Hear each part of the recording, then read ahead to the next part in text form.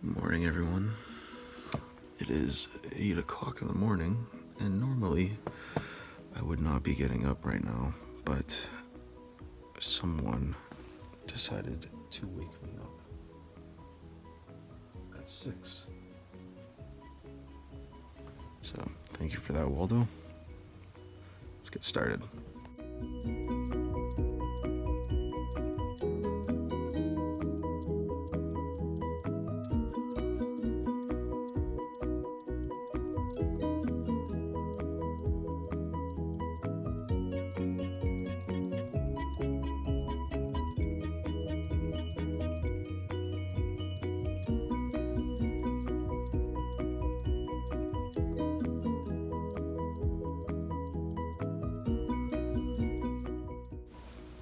Alright, Waldo, let's hear, buddy. Nice. So I don't really have anything special planned today. I just figured that the first vlog should just be like what I go through on a daily basis, like nothing too special, and then we'll get into the talk later. I'm sorry I can't talk very loud. My house is all still asleep. They're all super lazy. So hopefully when we get outside you can hear me a little better. Probably gonna miss the bus, but it is what it is. So today I'm gonna be talking about how we're in a comparative society nowadays, and how that can not only affect your mental health, but also how you view yourself, like how you look in the mirror, how you kind of treat yourself. So should be good. So off to school we go. Hopefully I catch this bus. Fuck. So I just got out of class. I'm here with my beautiful friend Carrie Lynn. What did we talk about at class today? How class is canceled today. Class is canceled because of #Corona. So that's fun. Stay safe, kids. So I thought that the daily vlog would be a little longer than that, but because of class being canceled, I don't really have an excuse to stay on campus. So I'm going home. It's probably better this way because I think we have a lot to cover today. So stay tuned. What's up, boy? Hey, buddy. How's it going, cutie pie? Good boy. So I just got finished the video and it all got deleted. So let's try this again. I guess we're back in it. What I really wanted to talk about today is how we live in a comparative society and how social media kind of plays a role in mental health. Before I get started, I wanted to clarify that I personally am not a professional. I am strictly speaking from experience and things that I have personally witnessed.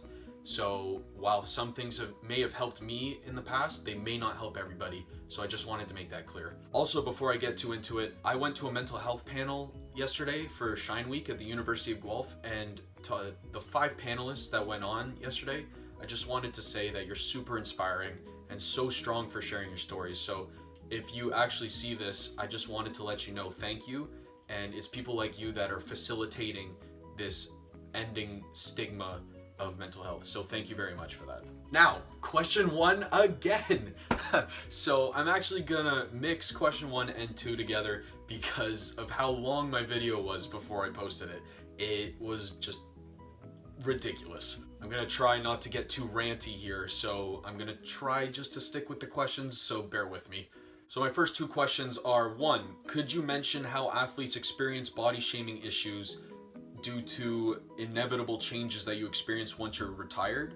And number 2 is, could you mention how sports impact body image and affect the ability to see your body as more than just the exterior? I also wanted to mention that I'm gonna leave the names anonymous for now because I might be paraphrasing.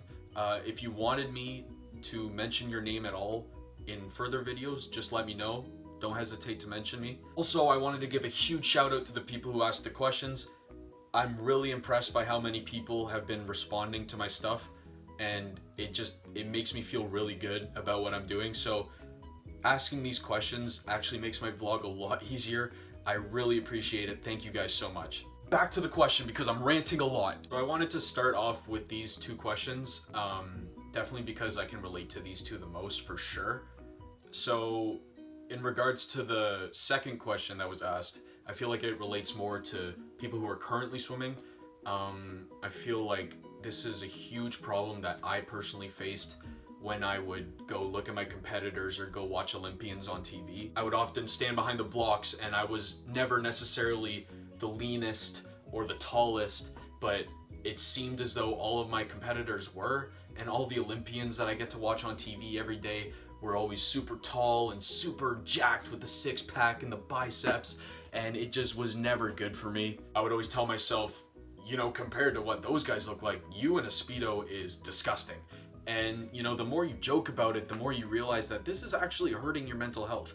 And you gotta stop bashing yourself like that and setting unrealistic expectations for yourself. It's just not gonna help you. So sports definitely, while they are beneficial, in my mind personally, they also have this nasty habit of getting these people to compare themselves to others and how their bodies look, and it's not very good for your mental health. So I not to sound too preachy, but you know, to find that ability to look at yourself more than just what's on the exterior, it's going to take a lot of work, and at first, you know, it's going to seem impossible, but just getting that little voice in your head out, or changing the way it's looking at things. Like when I would go on a swim deck, on a pool deck, sorry, and I would say, you know, oh, I'm fat compared to these people. As opposed to doing that, thinking things like, oh, you know, I look different and that's okay. Just little things like that, they may seem insignificant, but they're gonna make a huge difference. I wish when I was, you know, younger and bashing myself constantly for how I looked, I wish someone had come to me and had said that, so that I wasn't so hard on myself and didn't, you know, feel sick whenever I looked in a mirror. And then in regards to retired athletes, which is what I'm experiencing now, the one thing that retired athletes fail to mention most of the time is that, you know, when you're not doing 30 hours of training a week and you're not waking up early to go grind and push your body to the limit, you're gonna end up gaining weight. Those first couple months of retirement, while, you know, they may be nice because you don't have to train, they suck, you know, because you're not training as hard, your appetite is still through the roof, and you're gaining this weight because you're not burning it off. And what people fail to mention is that that's okay. You're allowed to gain a little weight. You're allowed to indulge a little bit after you've committed your time for however many years to your sport. It's okay. You still look great. I think the reason that me and some other athletes that I know, you know, don't see this as great is because while we're retired, we're still looking at, you know, these celebrities and these athletes who, by the way, are getting paid to look that way. I would look great if I was getting paid to look that way. That's all I'm saying. So when you look at people like this and you're comparing yourself, this unrealistic expectation just keeps coming to hit you in the face, and it's not healthy. So that's all I gotta say on that topic. Actually, that's a lie. I also wanted to mention that some people, myself included, when you look at old pictures of yourself when you were training and you get upset because you don't look like that anymore, that is also super unrealistic, because like I said, you're not training as much as you were before. So how can you look like that? It doesn't make any sense. So just be kind to yourselves. Thank you very much to whoever asked those 2 questions. You guys know who you are. I really appreciate you. Whew, all this ranting's got me tired, man. I'm exhausted. I need to work on my cardio. This is bad. So the third question I got from you guys is, do you feel like body image comparisons and accomplishments are the same for both men and women? So I find this question super interesting because there could be a justification for both a yes or no answer here. I'm gonna focus primarily on the yes. While evidently, you know, the problems faced in comparisons between men and women are super different, in the grand scheme of things, there are super similarities between the both that I'm going to focus on. So I'm going to focus mostly on the comparisons for this first part right here. Problem with body image comparisons in today's society is that with social media, you're only seeing like the highlights of someone's life and the beauty that people put on. So that's kind of my beef with social media. You know, they claim that this thing is to bring us all together and to bring everything in one little area, but that isn't entirely true. Social media has this nasty habit of only showing the highlights of someone's life and only showing these pictures where they look super good, without caring to mention that they don't always look like that and they're not always experiencing these little things. You know, I look terrible in the morning personally. I'm never gonna post a picture of myself from the morning onto social media. What I am gonna do is I'm gonna post a picture of me that looks fantastic. And that's the problem. Because, you know, when you're scrolling through Instagram or you're looking on Facebook and all of this stuff, people are only posting the highlights. You don't see what's going on behind the scenes. So you're only comparing your life, which involves behind the scenes, to these people who are only posting the highlights. Anyone can look great on social media if they only post the highlights. But it's setting unrealistic expectations for people because the internet fails to show what goes on in someone's head involving stuff like depression or loneliness or anxiety or, you know, problems with family. Like, it's never mentioned. And that's why there's such a, you know, it's such an increase in depression and like sadness in younger generations, especially because they're only seeing these highlights. The same can be said about, you know, beauty, because while, you know, accomplishments are being compared and it seems like, oh, I'm not doing as much as this person, beauty's the exact same. These people on social media, like celebrities and influencers and all of that, they get paid to look that good. And like I mentioned before, if I was getting paid to look that good, I would look that good, but I'm not. So you're comparing yourself to someone whose job is to look good, and that doesn't make any sense. Why would you compare yourself to someone like that?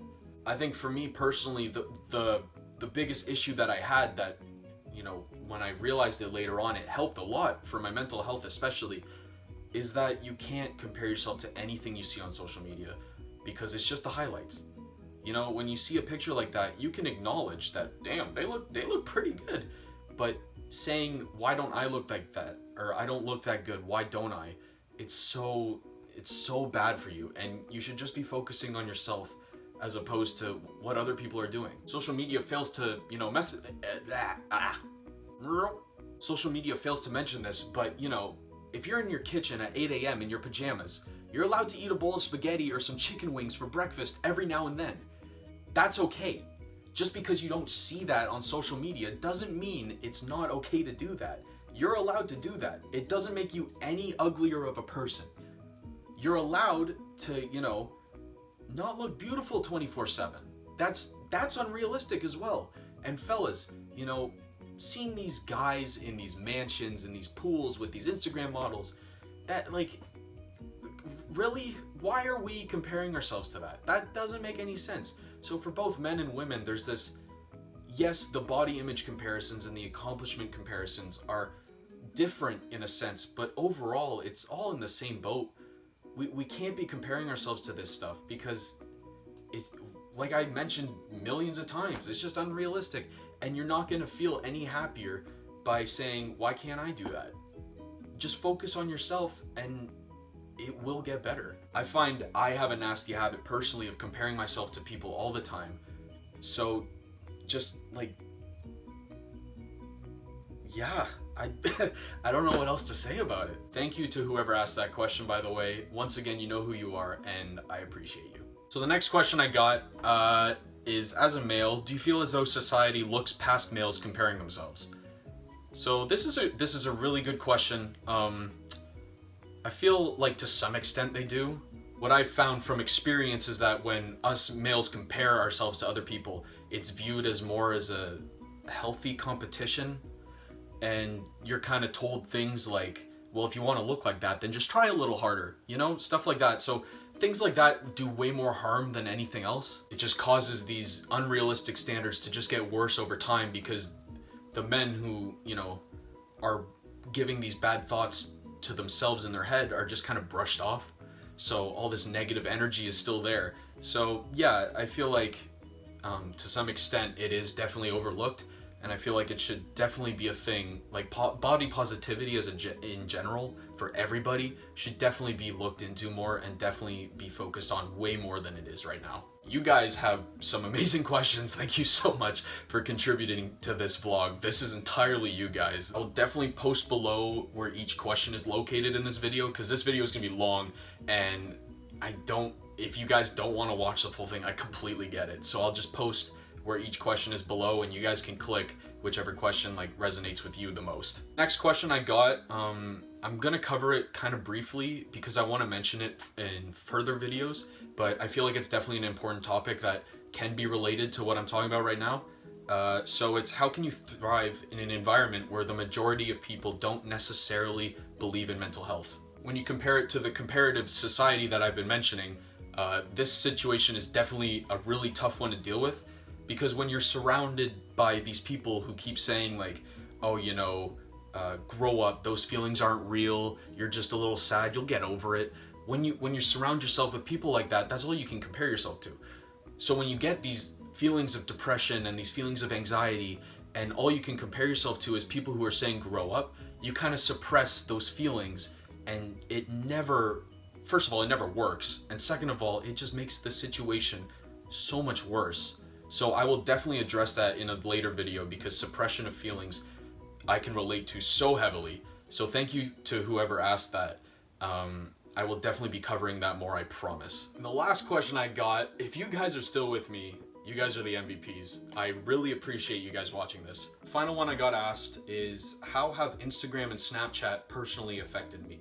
This one I could rant about forever, but I'm not going to for your guys' sake.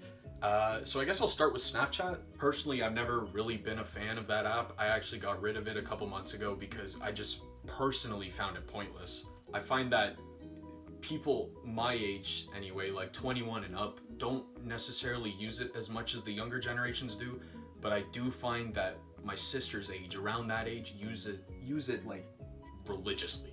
And from what I've seen, like, it's just super unhealthy because, like I mentioned, social media, you're only posting highlights. So it's all these young guys and girls posting on their stories and sending it to people, looking good with filters on, not really conversing with the people they're sending it to. So the people that are receiving it are just comparing themselves to that. And it doesn't make any sense, because you're comparing yourself to someone who has a filter on.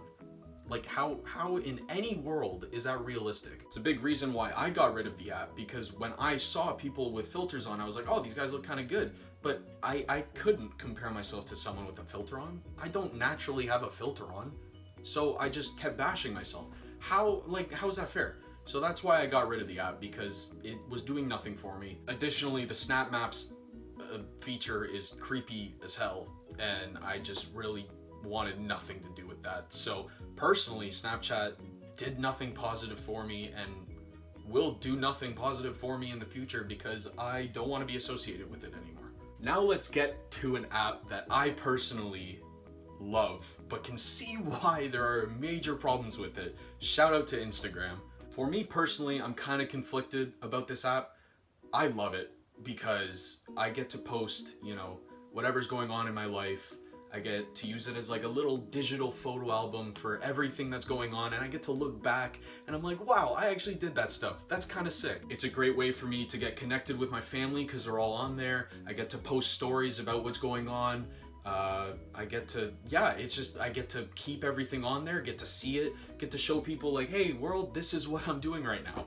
That being said, it's also a very negative app when used incorrectly. When you're scrolling through Instagram, I've done this before, you tend to, you know, see these filtered pictures and these highlights, and like I've said before, however many times in this episode, you start to think, wow, my life's not worth it, but theirs is. Because they're doing things that are way cooler than anything I've ever done, or they look greater than I've ever looked in my life. And that's the problem with Instagram and Snapchat. So personally, I've experienced that for sure. There's been times where I'll, you know, be looking through the feed and subconsciously I'll be thinking, I don't look as good as any of these people, or anything I'm doing is nowhere near what these guys are doing, so what's the point of life? You cannot think like that, because the more you think like that, the more you're gonna bash yourself, and that's where this, you know, entire situation that's happening right now, that's where this is coming from. Thank you to whoever asked that question, I really appreciate it. And yeah, that's all I've got today. I really appreciate the questions coming in, and I really appreciate you if you took the time to watch this entire video. This is just a stepping stone in what I plan to do with this channel. So thank you for being a part of this with me. I feel like together we can definitely, you know, end the stigma around mental health, but also make society a better place to be a part of. Like I mentioned, you know, the comparative society we're in right now just is not healthy, and if we just came together as opposed to compared ourselves, we would be much stronger and way healthier as a unit. I also wanted to shout out everyone who's given me some positive feedback from my first video. I love you guys. Thank you so much. I know I might be expressing it in my messages, but not to the extent that I feel. Thank you so much. I really appreciate anyone who watches these videos.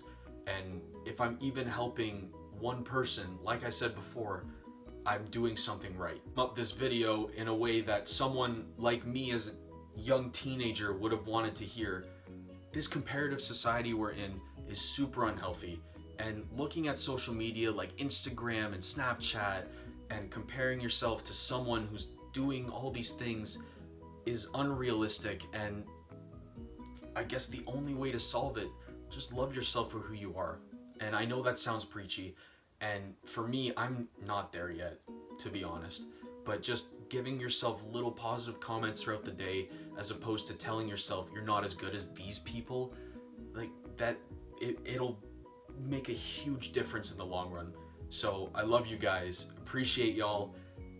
I'll see you next time. Scratch that conclusion. If you have questions you want me to discuss for the next episode, I'll put my info in the bio. If you wanted, you know, just to give me a message or, you know, talk, once again, everything's down there. I think I covered it, but I'll put where each question is in the video so you don't have to go through the whole thing, so you can just click which questions resonate to you personally.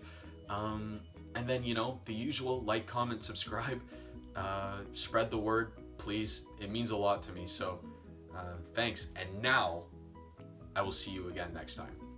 Do you have anything to say? Ooh, morning breath. Blech.